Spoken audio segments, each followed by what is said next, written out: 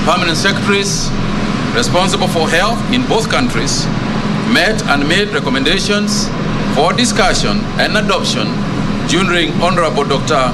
Dorothy Gwanjima's visit and our subsequent deliberations. Following the meetings, we have resolved several issues pertaining to the COVID-19 fight, which are contained in a joint communique that we are going to share with you.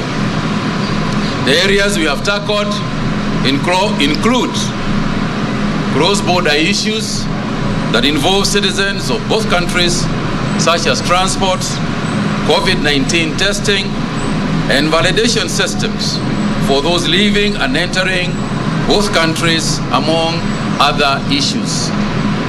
This is just the beginning of our continued collaboration. Indeed, our guests will be visiting some of our other facilities to explore the possibility of collaboration in other health aspects. Kwa hivyo, leo sisi kama Wakenya tuna furaha kubwa kwa sababu ya wewe kuja hapa kutembelea. Ni mambo mengi ambao tumezungumza na mengi ambao tutaendelea kuzungumza, kwa sababu uhusiano wetu na Tanzania sio tu mambo ya afya, ni kama kuzungumza na dada na ndugu yako. And we value our relationship with our neighboring country. Tanzanians are our brothers, they are our sisters. We are collaborating in very many other areas. COVID-19 is a current discussion, but as you are all aware, there is also malaria issues that are affecting us across the border. There are other issues, polio and so on, that we have to continue collaborating. Moving into the future, there will be very many other aspects of collaboration, including skills development and so on and so forth.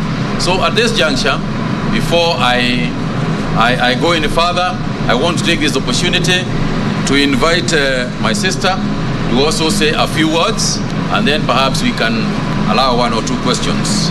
Karibu sana waziri. Asante sana kaka yangu Mutahi Kagwe, waziri wa afya wa Kenya.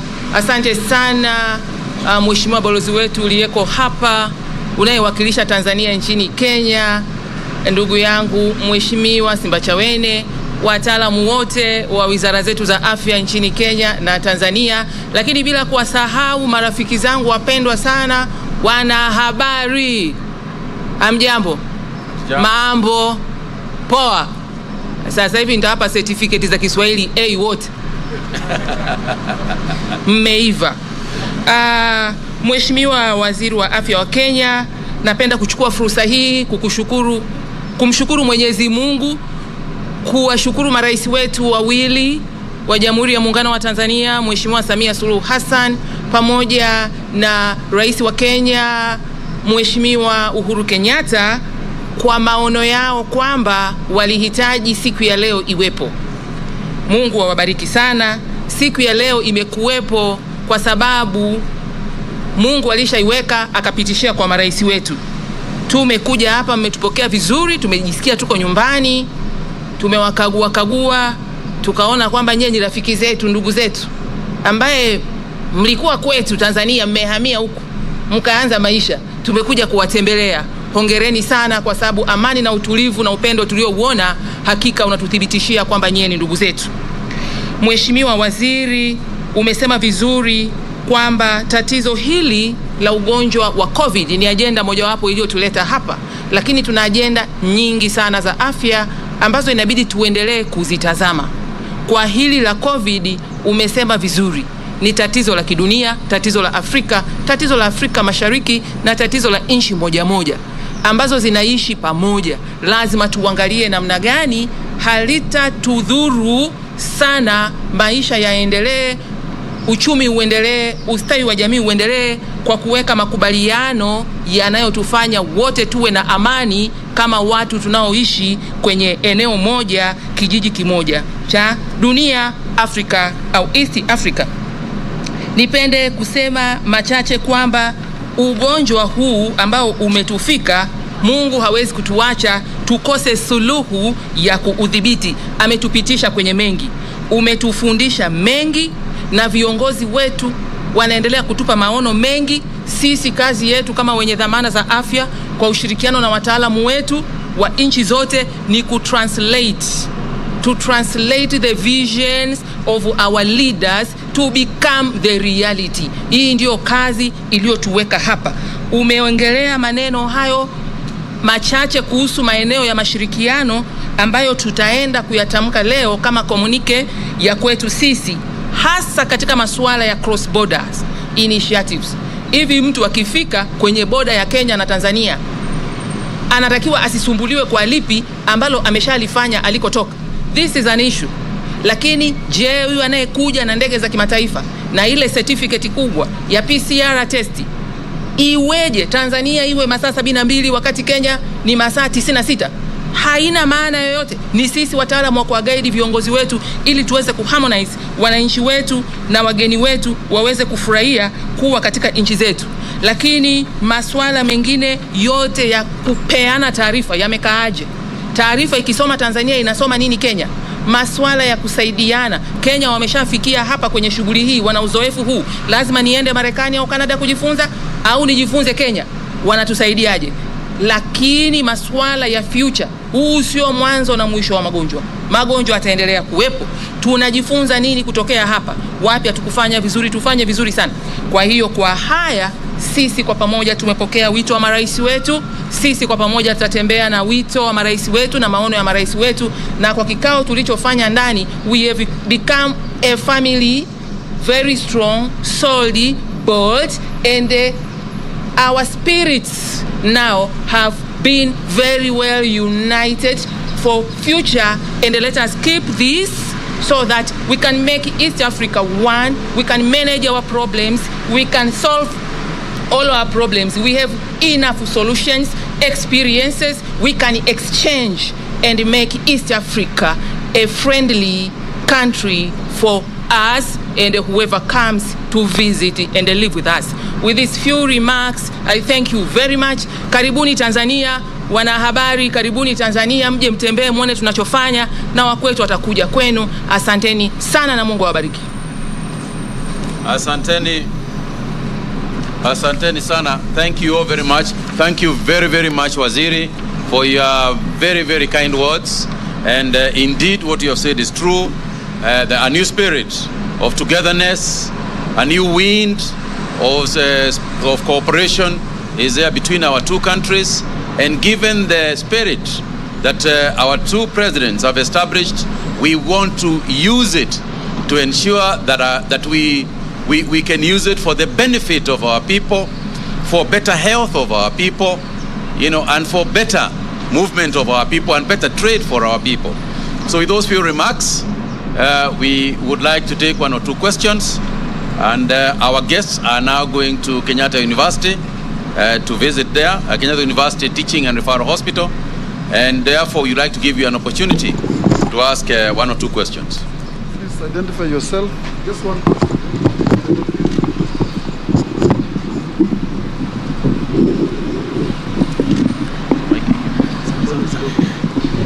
Naam, jina langu ni Busara Naman, natoka Ebru TV. Kwanza, Waziri Gwajima, karibu Kenya. Na swali langu nalielekeza kwako.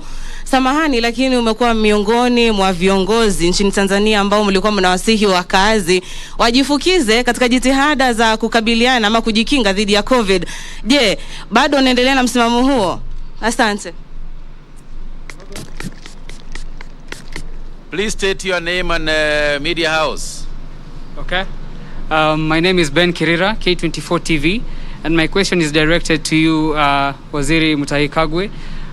We continue to see infections spreading across learning institutions, especially among students. We've seen multiple cases rise up recently. So what is the way forward?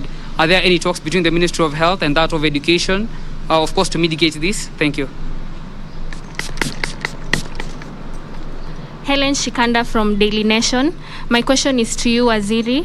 The last time you banned political gatherings, but we continue to see that some leaders are still holding rallies. What do you say about this? Also, is there a possibility of locking down counties that you mentioned are going to be hotspot counties? Thank you.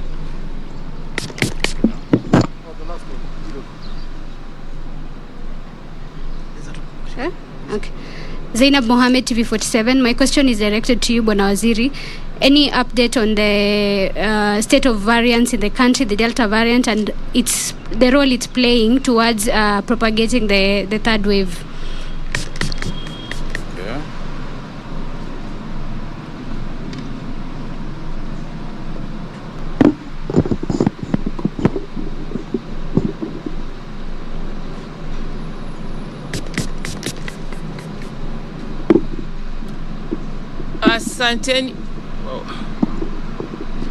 Asanteni sana. Why? It's not. Iko sawa? You hear me? Asanteni sana. You have directed like 3 questions or 4. 3 are directed to Waziri. I don't know Waziri Mimi or Waziri Mutahi Kagwe, but the first one I marked it very clearly was directed to me, Waziri wa Afya, isn't it? Let me start the first, then later you will clarify to whom, to which Waziri did you direct? Sawa? Sasa, ndugu yangu Busara Naman, asante sana kwa swali lako zuri sana. Nimelipenda sana swali lako na napenda sana fursa hii kuweza kulijibu kwamba hapo awali Gwajima ulihimiza watu wajifukize. Je, unaendelea na msimamo huo? Naomba nilijibu kama ifuatavyo. Ugonjwa huu uliingia Wuhan Disemba 2019. Wakati dunia ilikuwa haielewi ifanye nini. Dunia nzima ilikuwa haina chanjo, haina formula ya dawa, haielewi ifanye nini, na nyoka ndio kashaingia ndani. Wewe ndio mama, shughuli uko hapo unapika na watoto wamekuzunguka na nyoka yuko mlangoni. Unapigana kwa mwiko, kwa kumwagia uji, kwa kufanyaje? Given the history kwamba tiba asili zilikuwepo toka zamani kabla ya dawa hizi zingine za kisasa hazijaja, na zimetokea kwenye tiba asili hizo. Zilisaidia mambo mengi, na hizo tiba asili kwa Tanzania zina baraza la tiba asili lililoko kisheria, sheria iliyopitishwa na Bunge la Jamhuri ya Muungano wa Tanzania, na liko linked na wataalamu wanaozikagua tiba asili hizo, mkemia mkuu wa serikali pamoja na NIMRI, na zimeonyesha kusaidia watu wanaobanwa na kifua, na dawa hamna duniani kokote na chanjo hazipo. What would be the wisdom? Tulihimiza kutumia tiba asili, lakini pamoja na vyakula vya tiba asili, pamoja na mazoezi, pamoja na all precautions zingine kipindi hicho, na zilisaidia watu. Hata mimi ni muhanga wa first wave. I was attacked. Nilisaga hizo malimau na vitunguu na juisi zote nilikunywa, pamoja na paracetamol nilikunywa, na kulala na kutibu vitu vingine ambavyo vingeweza vikawa vinanisurround kama malaria nilicheki, kama ni vitu vingine antibiotic nilikunywa. Kwenye medicine tuna kitu kinaitwa synergy. Imagine unaumwa malaria kali. Malaria kali huwa tunafanya combined therapy. Mgonjwa tunamwandikia kula vitamini hizi hapa, kama ni B complex kula vitamini C, pumzika, fanya mazoezi, kunywa maji, lakini tumia hii dawa inaitwa alu au artemether. Unafika mahali temperature iko juu, unafanya combined therapy. So we started with our own context approach in Tanzania to save the lives of people with what we had, given the history of tiba asili and the experience, and we saved many lives, including mine and many lives of others. Wataalamu wetu walitumia. Sayansi ikaendelea kutoka mwaka 2019 ukaja mwaka 2020. Watu wakaanza kuangalia kwenye pool ya vaccines studies zilizopo zinazohusiana na SARS-CoV-2. Si kwamba wanasayansi walikuwa wamekaa tu, walikuwa wanatafuta majibu kutoka kwenye akiba zao za study mbalimbali ambazo ziko related na ugonjwa huu. Ilipofika mwaka 2020 mwishoni, zikaanza kuja news kwamba maybe there will be vaccine and blah blah. Mheshimiwa Rais wa Jamhuri ya Muungano wa Tanzania wa awamu ya 5 hayati John Pombe Magufuli akiwa Chato tarehe 27 Januari 2021 akasikia habari za chanjo. Akasema Wizara ya Afya Tanzania, musiwe mnakimbilia chanjo bila nyinyi kujiridhisha. Machanjo sio mazuri. Kuna nchi fulani iliwahi kukimbilia chanjo bila kujiridhisha, ikapata matatizo fulani na nyinyi mukajiridhishe. Tarehe 27 Januari 2021. Tarehe 1 Februari nikaitikia tamko hilo mimi, Waziri wa Afya Dr. Dorothy Gwajima. Nikaita press kama nyinyi hapa. Nikawaambia tumemsikia Mheshimiwa Rais akiwa Chato alivyosema, pamoja na kusema yote kuangaliza kuhusu chanjo. Amesema tukajiridhishe, na sisi tunaanza kujiridhisha. Chanjo bado, mpaka tujiridhishe. Tuendelee kujifukiza, piga tiba asili, fanya mazoezi, kula malimao, vitamin C, kazi iendelee. Mwenyezi Mungu akampenda sana hayati John Pombe Magufuli, akaja Mheshimiwa Samia Suluhu Hassan, rais wa awamu ya 6, akasema kazi iendelee. Kazi ya kuendelea kujiridhisha na chanjo ikaendelea. Akaunda kamati ya wataalamu, niangalizieni wapi hatuendi vizuri, wapi tunatakiwa tuende vizuri kwa nyakati za sasa. Wakamwambia sasa chanjo hizi zilizoanza kusemwa mwaka 2020 ambazo tulikuwa hatuna uhakika nazo tujiridhishe, sasa nchi nyingi zimeshatumia. Kwenye COVAX facility zimeshafika nchi kama 175, tunazo data hizi hapa. Chanjo inapunguza ukali wa magonjwa. Chanjo inapunguza vifo.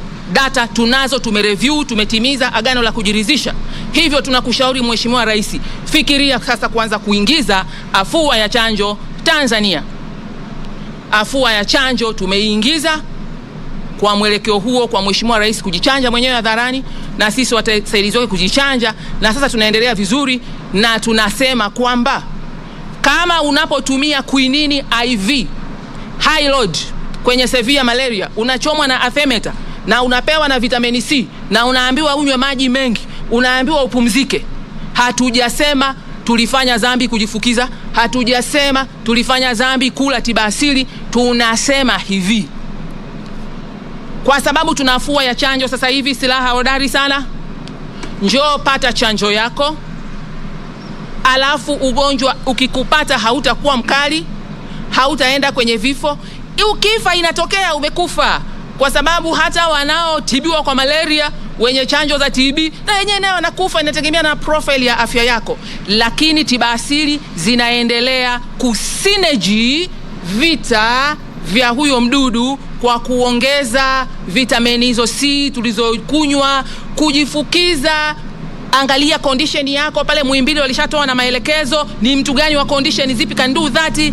Kwa hiyo hatubomoi na hatukani tulichokifanya. Tulianza nacho kama silaha ya awali na sasa tuko kwenye silaha advanced. Ukienda vitani huruhusiwi kwenda na kisu na fimbo, hata kama una AK47. Kazi inaendelea. Asante sana Naman Busara. Asante. Thank you very much Waziri. Nafikiri, I think that is settled. Honestly, I felt that it is settled. Asante. Asante sana. Ben, you are asking about the issue of infections. I think in schools, yes, we have seen a couple of increased infections in schools, but the evidence that we have so far is that in spite of that, we don't have a panic situation where hospitalization and other measures that we observe and other variables that we observe are necessarily on the increase. So we are in constant communication. We have got a board that tells us on the hour what is happening in the entire school system.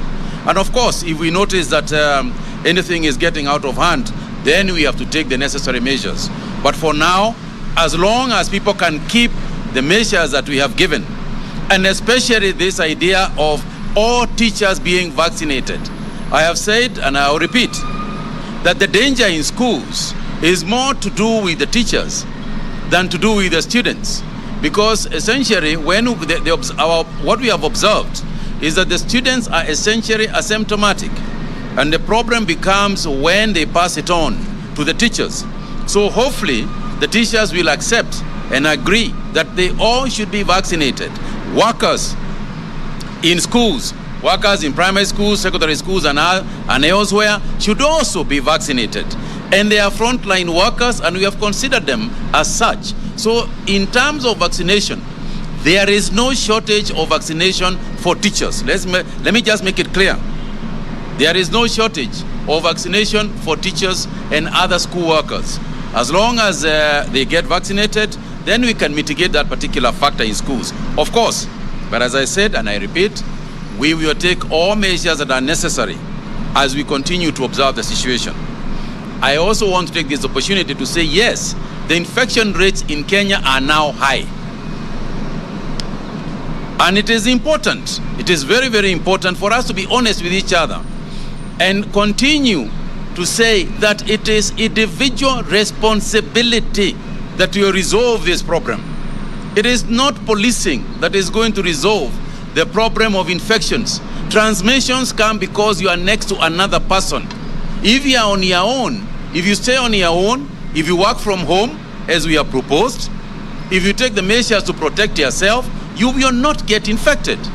But if you go to a noisy pub, if you walk into a noisy pub where everybody is drunk, and you start hugging each other, and you hug even a stranger that you have never seen, because of your circumstances in the head have changed you, then you can't, really, you will get infected. But if you stay at home and protect yourself, you'll not get infected. But I want to repeat, let not Kenyans come and start sending us messages every time, on the hour. There is a group of people who are crowding in such and such a place. There is another group of people, and another one, and another one. The police can't be everywhere. We don't have a single policeman for everybody, for every individual. So please, let us remember that it is you individually who is going to save yourself. And it is your responsibility to save yourself. It is not the responsibility of government to save you. It is the responsibility of individuals to save themselves. Governments create the environment in which you are able to do that. And I cannot emphasize enough the aspect of individual responsibility in this fight against COVID-19. And it is true, as Zaina has asked, that there are variants. Variants are changing. Right now, the dominant variant is obviously the Delta variant. And the Delta variant, the difference is that it is more virulent. It is transmitting faster than the other variants that we have had. The severity of the disease is also higher with the variant. So what we are saying, in effect, is that we don't know which other variant are going to come, because we started off, now this is the third variant that we are experiencing. God knows which variant is coming next. It could be better, it could be worse. But for us, we are not taking anything for granted. We are assuming that we are in danger and continuing to take the measures that are necessary to protect ourselves against any variant, not just the Delta variant. On the issue of, I think it is Helen who asked about the political rallies. I don't think, Helen, you want me to repeat what I have said before. Essentially, if people are going to a political rally, the responsibility of what happens thereafter lies both with the politicians as well as those who attended the political rally. I can tell you for a fact that nobody is going to make me attend a political rally.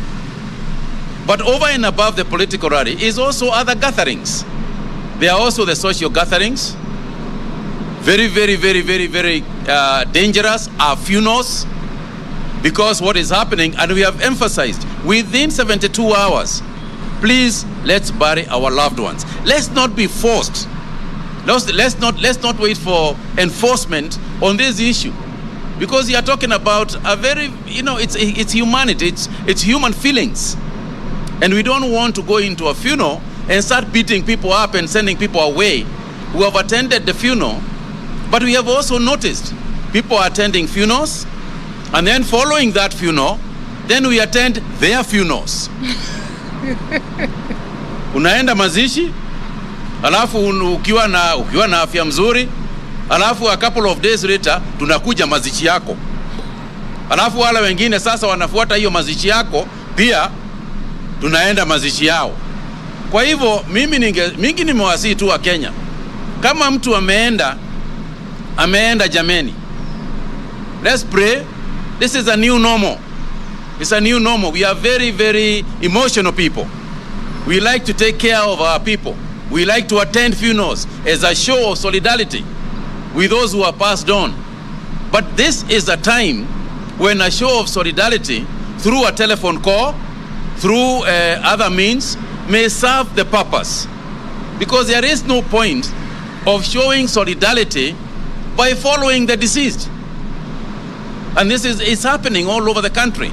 So I urge you, please, whether it is a political rally, whether it is a funeral, whether it is a social gathering, let's protect ourselves and just hold it inside. Even baby showers. Last year we had that issue of baby showers. Now we have started all over again. And that's why you are seeing the statistics. 1-year-olds, 2-year-olds. Na tulisema mwaka uliopita, ukiwa mtoto amezaliwa, wewe tuma M-Pesa. Akiwa mkubwa utaenda kumsalimia. Lakini kwa wakati huu, mtumie M-Pesa, mama atafurahia sana. Usitume hiyo tao la tujui ilitoka wapi, kama ina virusi, mtumia mama pesa ajinunulie hiyo tao. Ndio aioshe na afanye ile ingine. So my friends, this is not the normal times. Let us not pretend that it is, because it isn't. Asanteni sana, and thank you very much, Waziri. Asante sana. Nashukuru.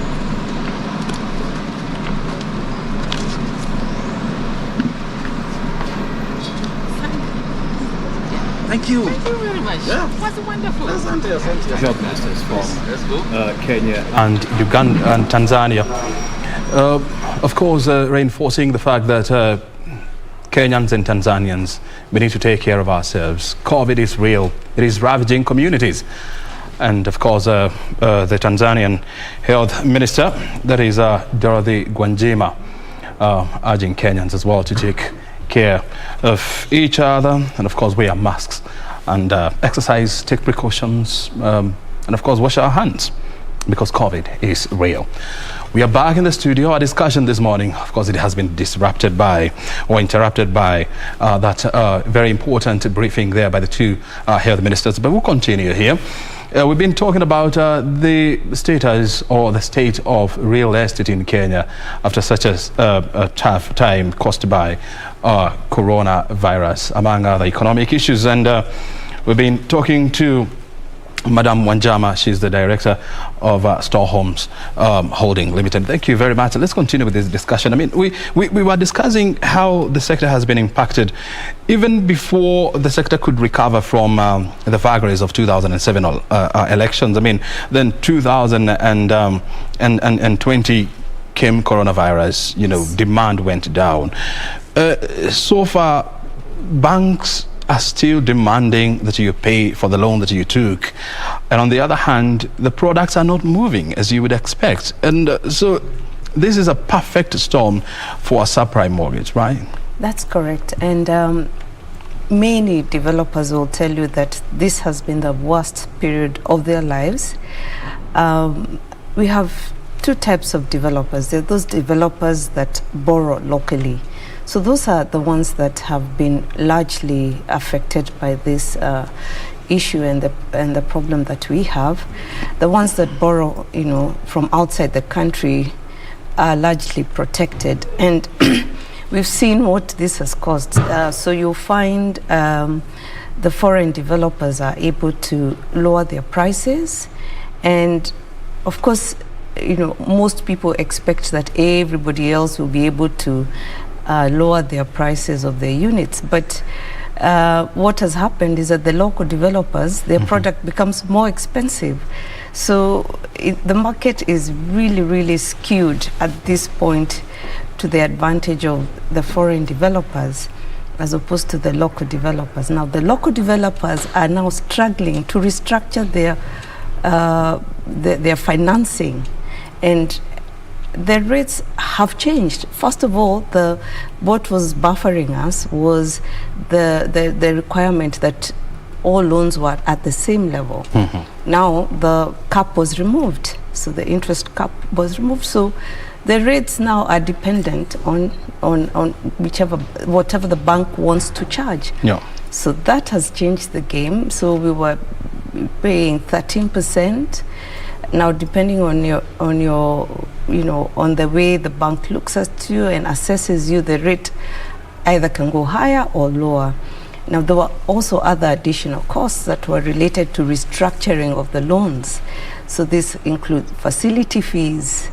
So in a year where you're making nothing, your financier is asking you, no, we want more for us to be able to extend this loan and restructure. And interest keeps piling up. Yeah. So it puts developers in a very tricky situation where the recourse is nowhere to be found. Winfred, I mean, you see, from the look of things, we are not yet out of the wood. Corona is still ravaging many economies. Kenya being one of them, and we do not know up to when. You have a perfect storm here, whereby banks are on your back, telling you, "Hey, pay your loan." Yes. On the other hand, you have Kenyans who are saying, "We would want to buy houses, but economically we are incapacitated." And on the other hand, you have units that you borrowed money to build. That completely, I mean, how are you handling this kind of a crisis? So what has happened in the market is a lot of developers are trying to reduce the prices to the lowest that they can, if you can. That's number one. So number two, what has happened is that most people have put their units for rental, because that's the only other mitigating thing that you're able to do. If you have completed your units, you're able to put them up for rental. What I've seen also other people do is apart from renting and selling at lower prices, most people have had to stop their developments and wait it out, because you can't continue putting your money into something that is sinking. So those are the only three options that one has at this point. But I mean, stopping construction altogether, I mean, it may look like it's a short-term relief, but at the end of the day, I mean, you have invested your money there. Let's say, you had a project of about 100 million shillings. Maybe you had put about 20 M. You're not going to stop that project at that point. And the more you delay in constructing a project, inflation, of course, will force that project. The cost will definitely go up. So, is this something that you are? Are you like having discussions with the government to see how this situation can be ameliorated? We'd actually like to, engage the government because we need to be very proactive in the financial sector in this market, because if we let the situation continue, it's going to cause a huge slump, not only towards the banks, but also to the developers, because the banks also have huge, loans that they have lent out, and if these loans are defaulted, they also are in problems. So there really needs to be a real discussion on how this issue can be resolved, especially on the financing. And I think one of the major ones is that we need the government to finance buyers, because buyers want to buy. but they can't buy without any money. The demand is there, but the resources are missing. Yes, the resources are missing. We have seen government setting up the Kenya Refinancing Mortgage Company, to try and refinance mortgages. Has this, by any way, reduced the pressure? That has hardly resolved the situation, because the Kenya Mortgage Refinance Company only finances units that are below 6 million.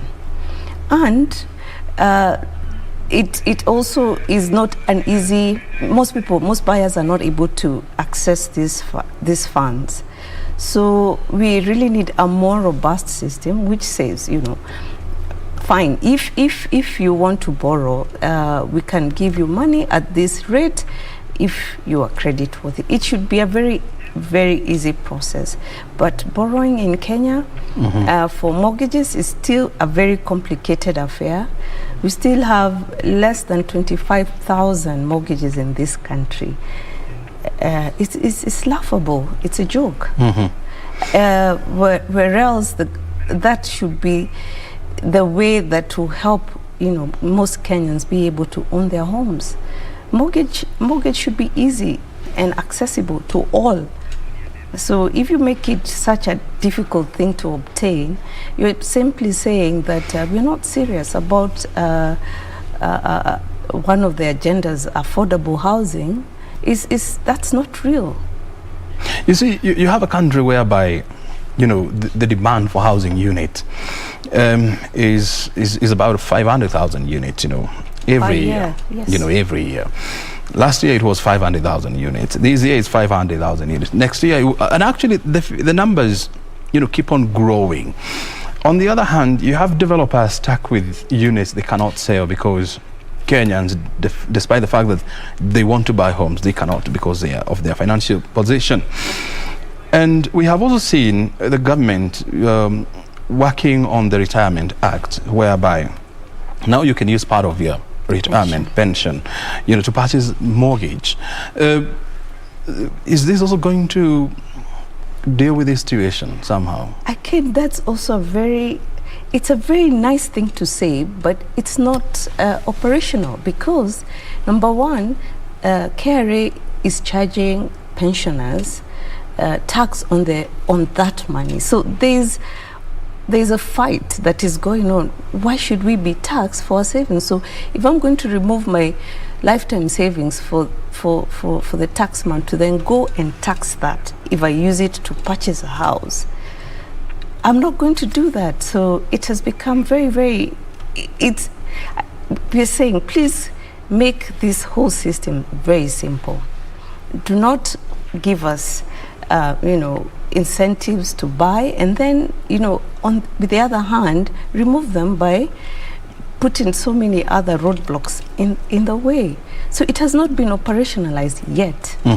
I have not seen anyone who has been able to purchase their house using their pension.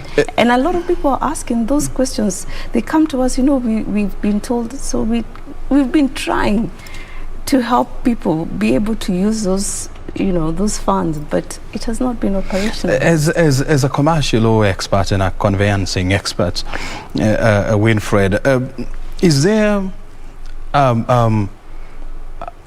a law that you look, or in a regulatory item that you look and you say, if this was retweaked this way, then we can help the real estate industry in this country, and of course allow more Kenyans to buy homes?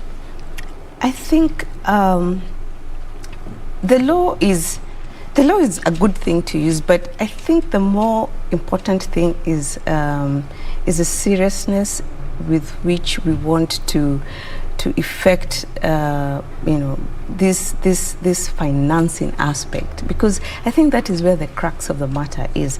The law is available to all that, and there are so many things that are clear that if you do this, this is what is going to happen. In terms of making it easier for buyers, what we need is to reduce the amount of interest to bring it to a single-digit level. as opposed to the double-digit level. That is interest rates on interest rates on loans. So that applies to both the developers and also to the buyers. Because as long as this continues to be double-digit, we are putting homes away. And you see, when we tried to have the legislation for, where interest rates were capped, you had all the hula baloo from the banks. They held back lending. Yeah. They were not lending. In fact, the problem started in 2018 when the interest rates were capped. And banks stopped lending to people who were interested in mortgages, so that they could put pressure on the government to remove the cap. So it's a catch-22. So you bring in legislation to help, and that is used against you by the banks. So that is why we're imploring the government to step in and say, we are going to set up a fund mainly for mortgage buyers. And this fund is going to be regulated in this way, A, B, C, and D. And it's so possible to do that. But as long as the government continues to leave it to the commercial lenders to control the mortgage sector, nothing is going to happen. So you're saying that we already have the Kenya refinance mortgage company. Yes. You're of the opinion that we need to create another, or the government needs to create another facility? Or is there any way that we can rework the Kenya mortgage refinance company? Yes, I think what the the mortgage refinance company needs to do is it needs to, first of all, remove the cap on the 6 million. Or say, fine, we are going to lend anyone this 6 million, no matter the value of your unit, and give you this money at this rate. That way, then then a buyer can then be able to go to the to the bank and say, okay, I've been lent by the government 6 million. I have my deposit of 5% or 10%. So that way, a buyer is able to determine for themselves if I can take another additional amount over and above what I've been given by the government. So that's number one, in terms of the amount that one can borrow. Number two, Kenya Refinance Mortgage Company should make it very easy for Kenyans to access these funds and to access that mortgage. So when you give it out to the commercial bank and then tell the commercial bank, okay, we are going to lend through you, the commercial bank, are you monitoring how these commercial banks are lending it? Because some of the commercial banks, they sit on the money. They will trade with the money, but they do not ask at the end of the day, okay, give us a report of how many units, how many applications you have gotten, how much you have lent out. It's a farce. It's really not, the way it is being implemented is not being implemented seriously, because so many people should be able to access that financing, and it should not be shrouded in this, this mystery. It's not a mysterious thing. You should be able to get it easily. Winfred, are we looking at a situation whereby you can have you can have a platform for the three critical players to come together and reason together, whereby you have government on one side, financiers and real estate companies, so that they try to come up with a solution for this? We would hope that we would get engaged, but at the point that we are right now, when we look at what the government is focused on in affordable housing, it's not in tandem with what the aspiration of many developers is, because what the situation we have is that the government is more focused on units below a certain value, like 3 million. Most of them are below 3 million. Now, if you say we want to sell units that are below 3 million, you are leaving out a huge amount of other people who want to live.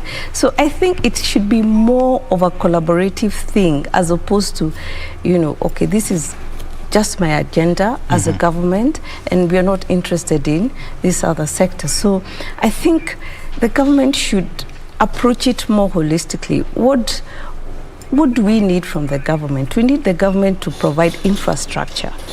You know, what do we want? Water. We want, sewage, security.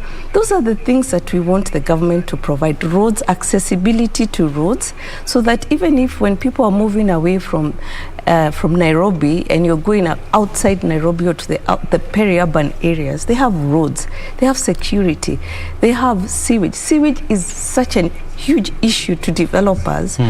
And those are the issues that we want the government to address, as opposed to saying government is going to be involved in, constructing units. You now get into a different lane. And what we want the government to do is provide the infrastructure, provide, if it's land, government has a lot of land. Get into PPPs with developers so that you're providing land and they bring in their finance. Those are some of the issues that... If the prevailing conditions in the real estate sector in Kenya continues for another 2, 3, 4 years, what would happen to this industry? We're going to have a collapse, a complete collapse, especially from the middle to the high level real estate sector. There's going to be a real collapse. And nobody will be interested in developing. You'd rather put your money into a government bond than, scratch your head on how you're going to sell units to people who can't afford, or to a population that cannot. They want the units, but they can't afford it. Very well. What's the way forward?